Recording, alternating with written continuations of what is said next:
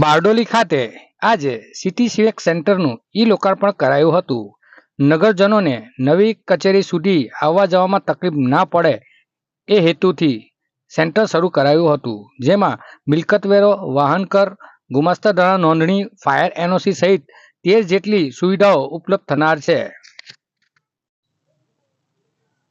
બારડોલી નગરનો હવે વ્યાપ વધી રહ્યો છે ત્યારે અનેક સુવિધાઓ જરૂરી થઈ પડી છે.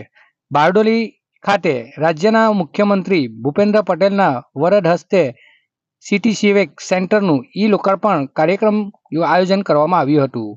બારડોલી પાલિકા વિસ્તારમાં સન 2008માં જન સુવિધા કેન્દ્રની શરૂઆત કરવામાં આવી હતી. ત્યારબાદ પાલિકાનું નવું મકાન શરૂ થતાં નવા મકાનમાં જન સુવિધા કેન્દ્ર શરૂ કરાયું હતું.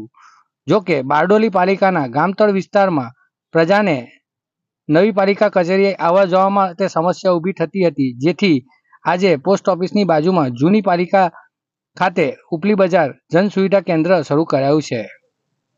બારડોલી ખાતે આજે સિટી સેવિક કેન્દ્રના લોકાર્પણ કાર્યક્રમમાં બારડોલીના સાંસદ પ્રભુ વસાવા, ધારાસભ્ય અને માજી કેબિનેટ મંત્રી ઈશ્વર પરમાર, જિલ્લા કલેક્ટર, પ્રાંત અધિકારી તેમજ મોટી સંખ્યામાં નગરજનો ઉપસ્થિત રહ્યા હતા.